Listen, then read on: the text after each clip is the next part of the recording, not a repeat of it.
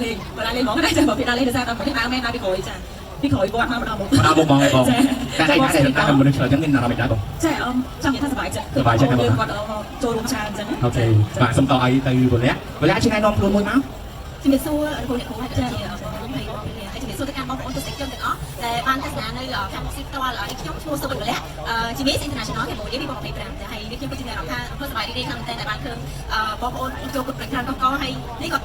ជាឆ្លងដល់មកខ្ញុំដែរខ្ញុំបានមកស៊ីទៅបងដោយសារតែខ្ញុំនៅខាងជួយត្រូវជួនបងប្អូនដែលជាជនភៀសសិទ្ធហើយក៏ខ្ញុំធ្វើលោក project នេះខ្ញុំតទៅគ្នាចា៎បាទអូខេអរគុណច្រើនលោកមួយវិញទៀតឥឡូវនេះយើងចូលទៅដល់ប្រធានបទរបស់យើងផ្ទាល់តែម្ដងគឺសិល្បៈជាជំនួយនៃទេសចរខ្ញុំចង់ឲ្យសូមទៅលោកគ្រូមុនណាខ្ញុំចង់សួរសំណួរបែបយ៉ាងមួយឬក៏ពីសំណួរតែតទៅជាមួយនឹងក្រុមលោកគ្រូសិនថាលោកគ្រូបានបង្កើតក្រុមយុវជនអង្គរនេះរយៈពេលប្រហែលដែរលោកគ្រូបងតែយុវជនអង្គរយើងគឺដល់ថ្ងៃនេះគឺមានអាយុ19ឆ្នាំហើយ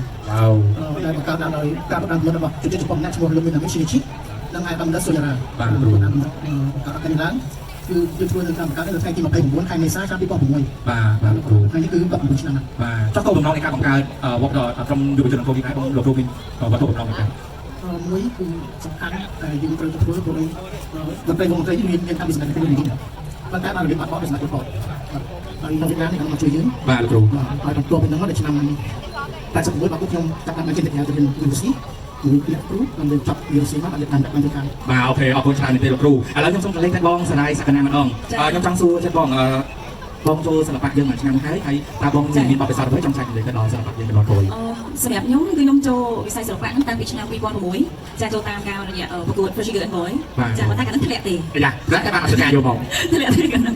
ចាបន្ទាប់ពីធ្វើការប្រកួតជាមួយនឹងកម្មវិធី Fresh Girl and Boy ហើយខ្ញុំក៏បានដាក់ប្រកួតជាមួយនឹងកម្មវិធីបងស្រីសាពរហើយគាត់បានបង្កើតកម្មវិធី Miss Palazzo ចាបន្ទាប់មកក៏ខាត់ខ្លួនឯងក៏បានជ័យលាភីចាក៏ឈានជើងចូលវិស័យភាពយន្តតែម្ដងចាសម្រាប់ការដែលឈានជើងចូលវិស័យភាពយន្តសួរថាមូលហេតុអីការចេញពីការស្រឡាញ់ចានិយាយទៅបើអត់ស្រឡាញ់ក៏យើងអាចទៅមួយដែរចាទាក់ទងជាមួយនឹងការស្រឡាញ់ទី1ទី2អ្វីដែលខ្ញុំទទួលបានពីសិល្បៈគឺច្រើនមែនទែនច្រើនធ្វើឲ្យខ្ញុំស្គាល់មជ្ឈដ្ឋានគ្រប់កន្លែងចាធ្វើឲ្យខ្ញុំស្គាល់គ្រប់ចលនាពីតំបន់ទេសចរផ្សេងៗថាក្នុងស្រុកមកក្រៅស្រុកចាអញ្ចឹងបងនិយាយថាខ្ញុំបានអ្វីខ្លះពីសិល្បៈគឺខ្ញុំបានច្រើនចាបានច្រើនមែនទែនចាមួយវិញទៀតបងធម្មតាបងបានទៅថតក្រុមជាទីតាំងហើយទៅដល់គ្រប់ខេត្តក៏បានដែរណាបងដល់ច្រើនទេច្រើនបងច្រើនតែទៅពេលបងទៅដល់តំបន់ទីធម្មតាទៅថតក្រុមវាអាចទៅដល់រោងស្អាតដូចផ្លូវស្អាតក្នុងការថតហើយអញ្ចឹងពេលបងជើងទៅដល់ទីតាំងផ្ទាល់បងឃើញសកម្មភាពសកម្មភាពទេសចរនៅនឹងយ៉ាងណាដែរបងសម្រាប់បងផ្ទាល់ឥឡូវនិយាយបកក្រោយកាលពីដែលចូលថតដំបូងហ្នឹងវាថាយើងទៅថតតាមខេត្តឥឡូវឧទាហរណ៍ដូចជាទៅខេត្តមណ្ឌលគិរីការចំណានខ្ញុំហ្នឹងឆ្នាំ2000ជាងហ្នឹងយើងតាំងពីម៉ោង5ភ្លឺទៅដល់ម៉ោង5ល្ងាចព្រោះផ្លូវពិបាកបាទបងចាប៉ុន្តែបងងាកមកឥឡូវនេះគឺការអភិវឌ្ឍគឺថាខ្លាំងមែនតើចាចង់ចឹងថាចង់ចឹងម៉ោង10ព្រឹកចាព្រោះអីជីតែ4 5ម៉ោងដល់សំខាន់ផ្លូវយើងងាយស្រួលហើយអ្វីដែលសំខាន់ទេសភាពស្អាតហ្នឹងហើយចាស្រស់ស្រាយតែម្ដងដូចតែស៊ីរីឥឡូវហ្នឹងគេកំពុងតែស៊ីមរៀបជាលើហ្នឹងគឺសម្បូរអ្នកតែលេងច្រើនចាំដូចបងខ្ញុំបានទៅតំបន់ទេសចរច្រើនក៏អាចចាញ់លេងបានដែរចឹងណាបងអូខេឥឡូវខ្ញុំសូមមូសំណួរទៅដល់វលៈថាត្រៀមខ្លួនយ៉ាងដូចខ្លះសម្រាប់ទៅឆាកអន្តរជាតិ